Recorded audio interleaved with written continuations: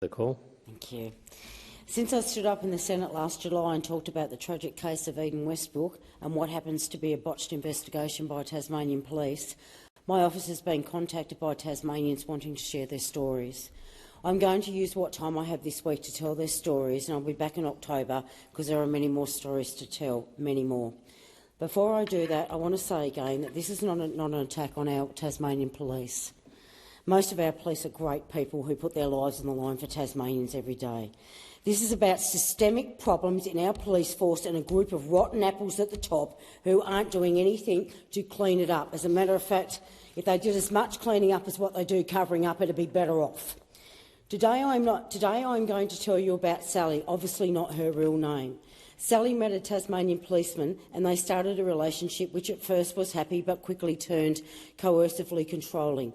This man also was obsessed with porn and choking. He tried both on Sally. She was upset and appalled and he apologised and said it wouldn't happen again. Yeah.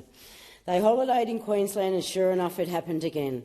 Sally's relationship ended when she called police because she was afraid. Her partner had been verbally abusing her and she was worried that it would get physical. Again. The police arrived and Sally's ex told her to get out of their residence, which she did, only returning the next day to get some clothes and medication. At this point, Sally's ex-partner went to a nearby police station to ask for a police family violence order. The police there told him he was dreaming. So there he goes police station shopping.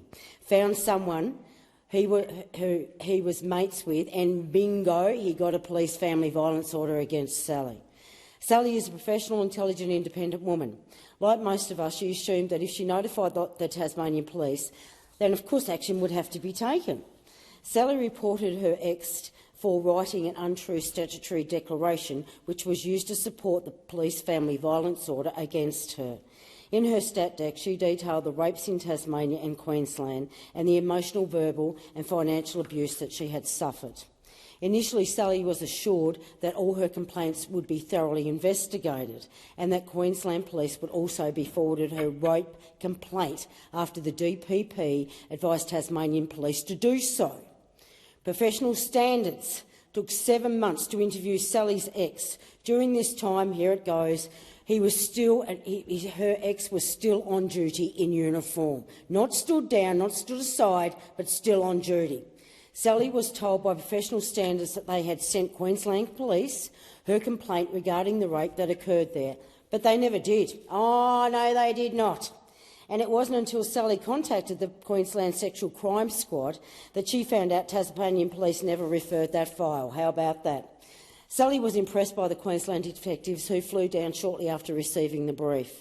But it seems her ex was given a heads up that they were coming to knock on his door. Sally's perpetrator is still a serving police officer in the Tasmanian Police. Scary. In fact, he was given higher duties. I mean, this is how good it gets. He was actually given higher duties while under active investigation for rape in 2 different states.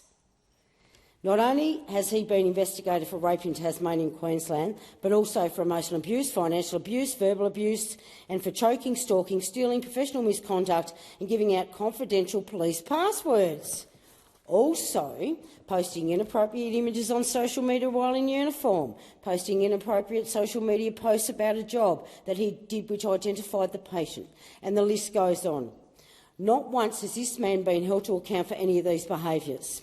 An internal review was done regarding the serving of Sally's police family violence order, and the evidence found there was no legal basis for this order. Sally first reported her matter to then Police Commissioner Darren Hine, and according to Sally, he was absolutely disgusted.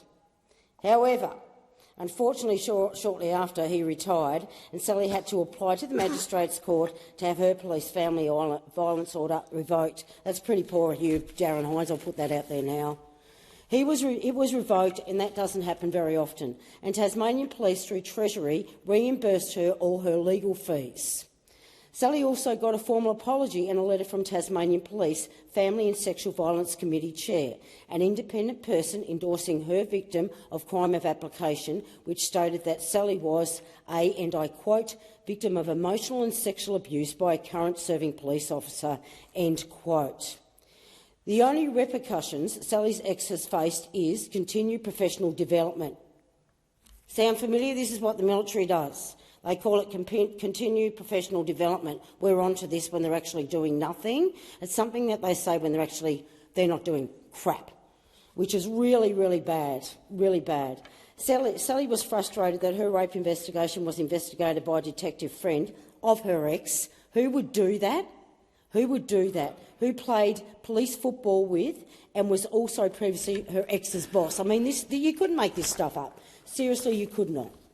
This officer refused to acknowledge a conflict of interest, which, as I see, would not pass a pub test, especially in Tasmania. Sally also has discovered that other officers and co-workers from external agencies have also made complaints regarding her ex's professional misconduct at work. Still in uniform, this person. Tasmanian Police professional standards assured Sally that her ex's reputation is terrible within the force, but he is still serving. What sort of message does this send to young officers in our Tasmanian Police Force? That this behaviour is okay? Because it is not. It is not.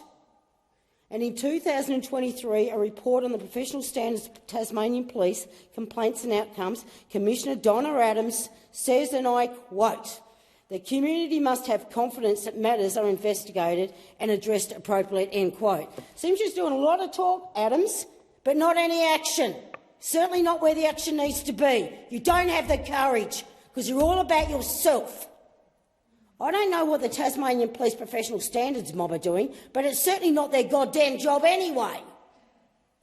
It seems to me that Tasmanian Police are operating like the Defence Force operate. They investigate themselves and then they make their own homework and nothing to see here. Well, I'm onto you. I'm onto you. And I've got them lining up at my office.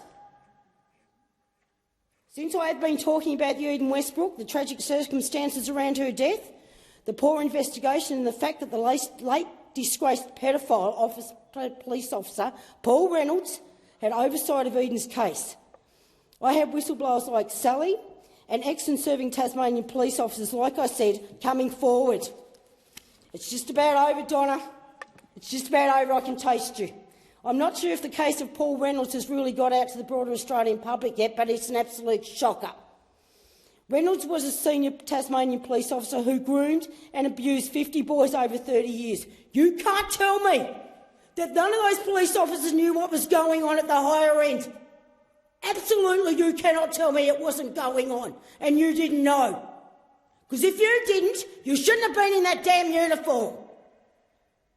It was a young police officer, Will Smith, who made a complaint against Reynolds, and Mr Smith's complaint was made internally through Tasmania's police blue team reporting mechanism, with a senior officer he trusted putting his name to it. He heard from the other officer Reynolds was being investigated by Police Professional Standards Unit. A while later, he was told Reynolds had died by suicide one day after his house was searched, and I have been told by whistleblowers that Reynolds got a warning phone call. What I want to know is, were his phone calls ever investigated? Has anyone ever investigated Paul Reynolds and what was on his phone? Because I want to know the truth, and so do many others and Tasmanians. An hour before police went to his house to arrest him. Something stinks here. The investigation into Reynolds was continued when he died, with most of the Tasmanian community left in the dark about his offending until a coronial inquest was released in 2023. Despite that complaint, Reynolds was given a full police funeral. What an absolute shocker. An absolute shocker. That is despite senior police officers being aware he was under investigation over sexual abuse allegations. That just killed the uniform. That's a shocker. Whoever made that decision, you should be left and you should never go back near that uniform. A review by Regina Wise into the Reynolds conduct found that the extent of his grooming and sexual abuse between 1998 and 2018 was, and I quote, truly shocking and horrific. Mr Smith said he found it difficult at times to cope after making the report, claiming he was never told by Tasmanian Police that the information he passed on had been found to be true. The cover-up stops today. It's going to keep coming, Donna. It's coming. That's it. You just can't cover things up, mate. It'll always come out. The truth always comes out.